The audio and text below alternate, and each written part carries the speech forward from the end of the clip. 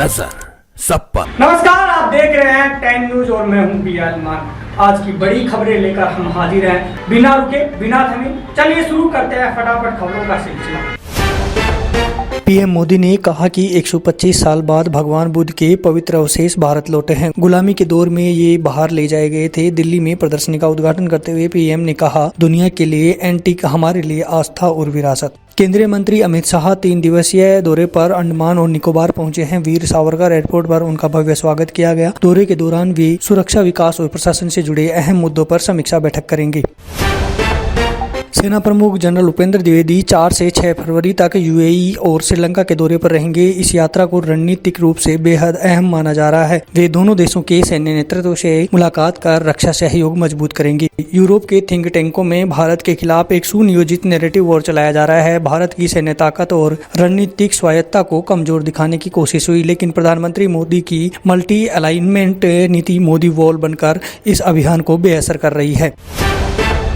America ने शनिवार रात वेनेजुएला के काराकस समेत 4 शहरों में सैन्य ठिकानों पर हवाई हमले किए। 7 स्ट्राइक में कई मिलिट्री फैसिलिटीज तबाह हुए। हमले के बाद बिजली गुल हो गई। राष्ट्रपति मादुरो ने इसे तख्तापलट की साजिश बताया। देश में इमरजेंसी लागू की गई और जवाबी कार्रवाई की चेतावनी दी। पाकिस्तान की एंटी टेरर कोर्ट ने इमरान खान समर्थक के 7 लोगों को आजीवन कारावास सुनाया। आरोप है कि 2023 हिंसा के दौरान उन्होंने ऑनलाइन प्लेटफॉर्म से अशांति फैलाई। दोषियों में यूट्यूबर, पत्रकार और पूर्व आर्मी अफसर शामिल हैं। सभी फरार हैं। ट्रायल गैर हाजिरी में हुआ।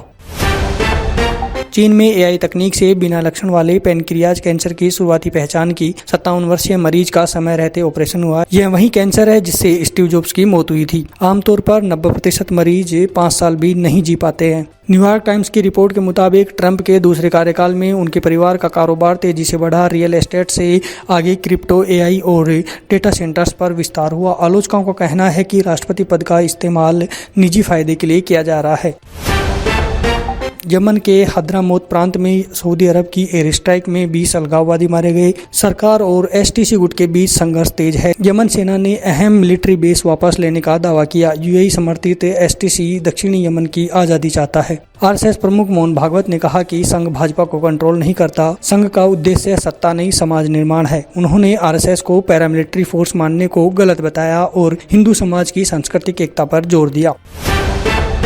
महाराष्ट्र में निकाय चुनाव से पहले महायुति ने 68 सीटें निर्विरोध जीत ली। बीजेपी को 44, शिंदे शिवसेना को 22 सीटें मिली। शेष 2801 सीटों पर 15 जनवरी को मतदान और 16 जनवरी को नतीजे आएंगे। तिरुपति के गोविंदराज स्वामी मंदिर पर एक नशे में व्यक्ति चढ़ गया और शराब की मांग करने लगा। पुलिस ने शराब दिलाकर उसे सुरक्षित नीचे उतारा। आरोपी तेलंगाना का निवासी है और सिक्योरिटी को चकमा देकर अंदर घुसा था।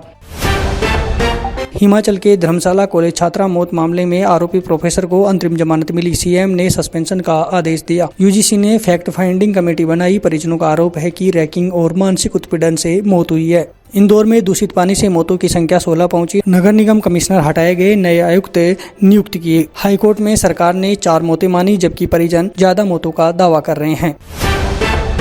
दिल्ली विधानसभा में बंदरों से निपटने के लिए लंगूर की आवाज निकालने वाले कर्मियों की भर्ती होगी। पीडब्ल्यूडी ने टेंडर जारी किया है। 8 घंटे की शिफ्ट में कर्मी आवाज की नकल कर बंदरों को भगाएंगे। भाजपा नेता मिथुन चक्रवर्ती ने पश्चिम बंगाल की स्थिति की तुलना कश्मीर फाइल से की। उन्होंने आरोप लगाया कि बंगाल को वेस्ट पाकिस्तान बनाने की साजिश हो रही है और राज्य सरकार कानून व्यवस्था संभालने में पूरी तरह नाकाम साबित हुई है।